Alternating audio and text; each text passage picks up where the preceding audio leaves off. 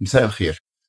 وقت الزيارة بتاعة المتحف المصري الكبير في سؤال بنتسأله، يمكن أول سؤال قبل حتى ما نبدأ شرح. هو احنا هنزور توت عنخ آمون امتى؟ طيب، اشمعنى توت عنخ آمون بالذات؟ بالرغم من ان المتحف مليان آثار كتيرة جدا لناس مهمة جدا، لكن اشمعنى توت عنخ آمون بالذات؟ اشمعنى توت عنخ آمون بالذات؟ لما نيجي نبص توت عنخ آمون عبارة عن مجموعة من علامات الاستفهام. هو واحد من ملوك الأسرة 18 الدولة الحديثة. هو حكم من 1342 ل 1323. اتولى العرش وهو طفل عنده 9 سنين، ومات وهو عنده 19 سنة. وبرضو في قصة موت توت عنخ آمون عندنا في شوية علامات استفهام. من أشهر علامات الاستفهام الرأي اللي قال إن توت عنخ آمون مات بسبب تلوث شديد في الساق، نتيجة إن هو كان في رحلة صيد، وهو بيصطاد ووقع من العجلة الحربية، فعظمة الساق انكسرت، وكان الكسر حاد ومدبب، فقطع العضلات واللحم وخرج بره، يعني كسر مضاعف. ولم يتم العلاج الدقيق للساق، فحصل الساق انها يعني تلوثت، والجسم كله اتسمم، واعضاء هامة في الجسم ما بقتش قادرة على العمل، والملك مات.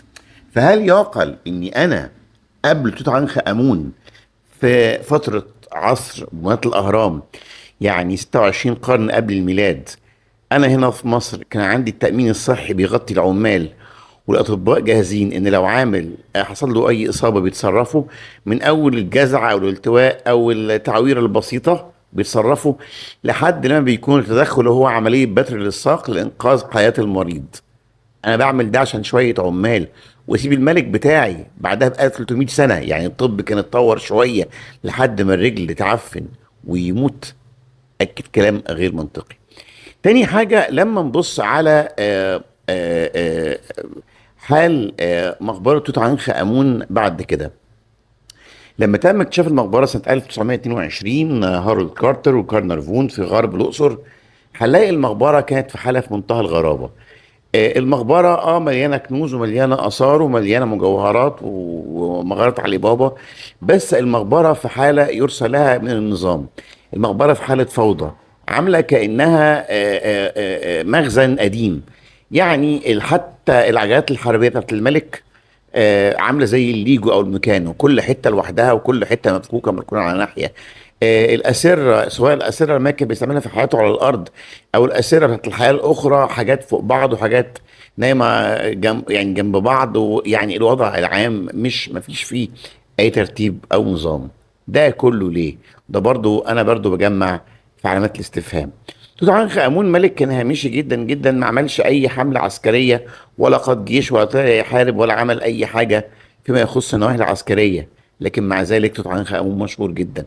توت عنخ امون برضه ما شيدش اي عماره ضخمه، ما بناش اي مباني عظيمه او عملاقه. هو مجرد بس عمل استراحه مركب امون في معبد الكرنك، وعمل تأصيل او عمل شرح الاحتفال بعيد الأوبت في معبد الأقصر، مجرد زخرفة على الحيطان، لكن مباني ضخمة عملاقة ما عملش اي حاجة زي كده. ملك ما عملش اي حاجة كبيرة، لكن مع ذلك الملك كان اشهر الملوك المصريين. فلما نقارن ملك زي ده بملك تاني زي مثلا رمسيس التاني، نبص على رمسيس التاني انه رمسيس التاني ملك من الأسرة 19 الدولة الحديثة، حكم من 1279 ل 1213، يعني حوالي 66 سنة. رمسيس الثاني ما سابش شبر في مصر ما بناش فيه. بنى في ابو سمبل المعبد الشهير، بنى معبد شمال ابو سمبل منطقه اسمها وادي السبوعه، بنى في الدلتا في عصام الحجر، بنى في اليوبلس، بنى في عين شمس، بنى المعبد الشهير الجنازي بتاعه في رمسيوم غرب الاقصر، بنى في معبد الاقصر البيون الاولاني لما بنشوفه التماثيل البديعه الجمال والتمثالين اللي بعد كده، بنى كمان في الكرنك، استكمل الهيبوستايل هول او فناء الاساطين اللي في الكرنك. يعني الراجل عمل كميه اعمال عظيمه وعملاقه. اما بقى عسكريا، فرمسيس الثاني ملك عظيم محدث ولا حرج.